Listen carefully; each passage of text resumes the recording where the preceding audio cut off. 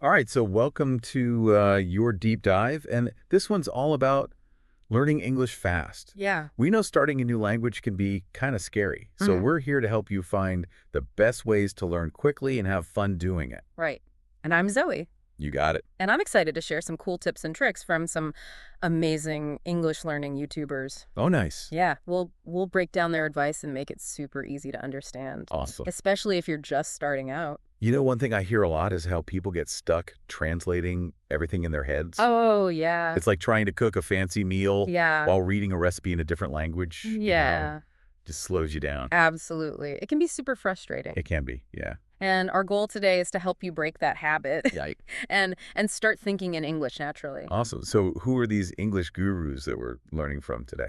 Oh, we've got insights from Keith Speaking Academy, Okay. Rachel's English, and Bob the Canadian. Okay. They all have like slightly different approaches. Uh-huh. But they all agree that, learning English should be enjoyable and effective. Yeah, for sure.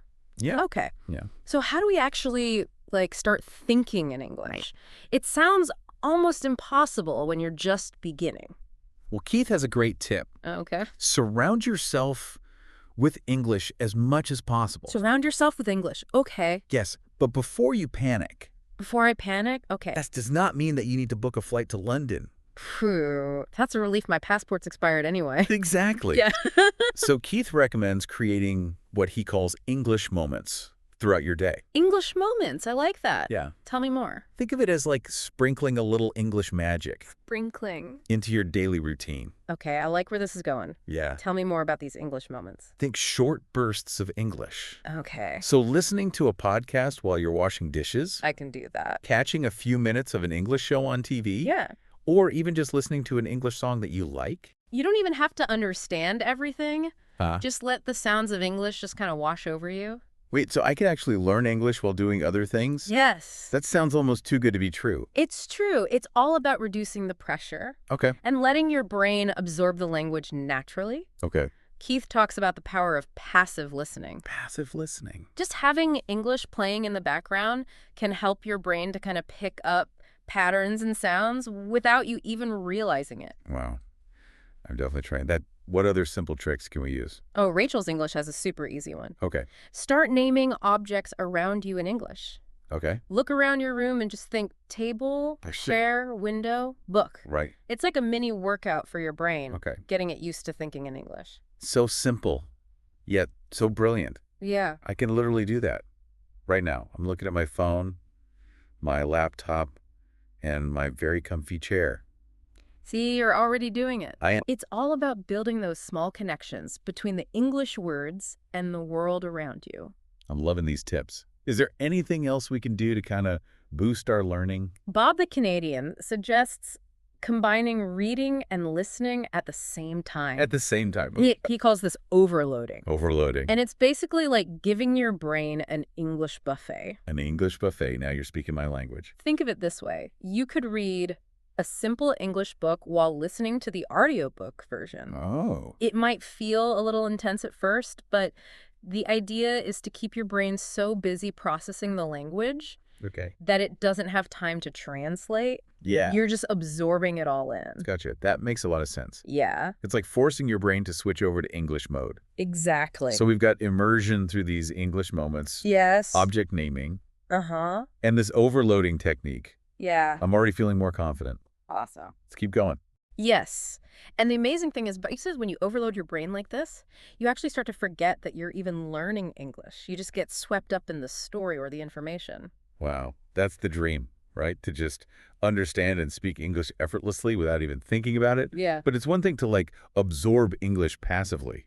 How do we actually start speaking it? Right. That's where the active practice comes in. Right? It's like taking all that English you've been soaking up and like putting it into action. Okay, I'm ready to get active. Mhm. What kind of exercises are we talking about here? One of my favorite techniques comes from Bob the Canadian. Again, he calls it force description. Force description. And it's as simple as it sounds, talking to yourself in English. Hold on. You're telling me I should be narrating my life like a sports commentator? Won't people think I'm a bit strange? You don't have to shout it from the rooftops, but the idea is to describe your actions out loud in English. Even if you're just at home, for example, while you're making breakfast, you could say, I'm pouring the coffee, I'm toasting the bread, I'm definitely going to need another cup of coffee after this. Okay, that's actually kind of fun. Yeah. I could see how that would get me thinking in English without the pressure of like a real conversation. Exactly. And there's a fascinating reason why this works so well. Remember that Russian psychologist Lev Vygotsky. Vaguely. I remember the name. Can you remind me what he's all about? Yeah, so Vygotsky believed that our inner voice, the one we used to think, actually develops from our outer voice, the one we used to speak. Mm. So the more we speak English out loud, the stronger our inner English voice becomes. It's like we're training our brain to think in English by actually using our mouths to form the words. That's incredible. So, by talking to myself in English, I'm essentially building up my English thinking muscles. Exactly. And Rachel's English offers another simple yet powerful tip to reinforce this. She suggests changing just one everyday thing in your life to English. It could be your calendar, your to-do list, or even the settings on your phone. Oh, that's clever. Yeah. So, instead of writing my grocery list in my native language, I could try writing it in English. I'd have to think about each item in English as I'm writing it down. Exactly. It's a subtle shift, but it can have a big impact on how your brain processes English.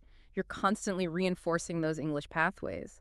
You know what? I actually tried switching my phone settings to English once. It was a total disaster. I couldn't figure out how to change it back, and I ended up having to ask my tech-savvy nephew for help. Oh, no. Well, at least you got some unexpected English practice out of it, right? True, true. So we've got talking to ourselves, changing our daily habits. Are there any other tricks that we can use to kick that translation habit to the curb? Visualization is another powerful tool, especially when it comes to learning new vocabulary. Bob the Canadian emphasizes this a lot. Okay. Instead of just translating a word in your head, he suggests creating a vivid mental image of what it represents. So if I'm trying to learn the word apple, I shouldn't just think of the translation in my own language. I should actually picture a big, juicy red apple in my mind. Exactly. And the more detailed the image, the better. Bob gives the example of the word skyscraper. If you just try to memorize the translation, it's not going to stick as well as if you picture a towering skyscraper reaching for the clouds with all its windows gleaming in the sunlight. Wow. I can practically see it now. I think I'm getting the hang of this visualization thing. It's a great way to bypass that translation step and create a direct connection between the English word and its meaning. Okay, so we've got immersion, we've got active practice, and we've got visualization. Right. That we're building this arsenal of tools to conquer this English learning challenge. Yeah. But let's be real, learning a new language, Mm-hmm. it takes time and effort. Any advice on how to stay motivated and just keep pushing forward? Absolutely. All three of our YouTubers, Keith, Rachel, and Bob, strongly recommend switching to a monolingual English dictionary. A monolingual dictionary. You mean like a dictionary that only has English definitions, no translations? Yes. Isn't that a bit intense, especially for beginners? It might sound intimidating, but trust me, it's game changer. Keith uses a great analogy. There's no such thing as a free lunch. Oh yeah, I've heard that one. You have to put in the effort to reap the rewards. So it's like investing in my English fluency. The more I put in, the more I get out. Exactly. Using a monolingual dictionary forces you to think in English. You're not just memorizing translations, you're truly understanding the nuances of the language. I can see how that would deepen my understanding. Yeah. But I have to admit, looking up a word and only seeing more English words, it feels a bit like going down a rabbit hole. I get it. It can feel overwhelming at first. Yeah. But think of it as like a puzzle. You're using the context clues and the other English words to unlock the meaning. And Rachel takes this concept even further. She suggests learning how to do something specific in English using only English resources. Interesting. So if I want to learn how to bake a chocolate cake, I should find an English recipe and just try to follow it without relying on any translations. Exactly. It's like immersive learning in action. You're forced to use your English skills to navigate the instructions, the ingredients, everything. Yeah. It's challenging, but incredibly rewarding. I love that idea. It's like turning everyday tasks into mini English adventures. Yes. And remember, repetition is key, Bob. The Canadian emphasizes this. Constantly rereading and re-listening to English content helps to solidify those neural pathways in your brain. It's like learning a new dance move. You have to practice it over and over again until it becomes second nature. Exactly. Find fun ways to revisit English content that you enjoy.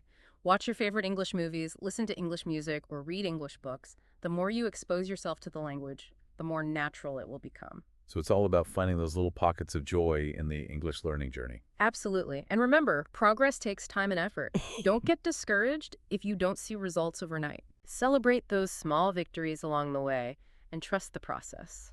This has been an amazing deep dive. I feel like I have a whole new toolbox just filled with strategies to boost my English learning. Any final words of wisdom for our listeners? Imagine having a dream entirely in English. That's when you know you've truly arrived. Wow. Keep practicing, keep exploring, and keep having fun with the language. You'll be amazed at how far you can go.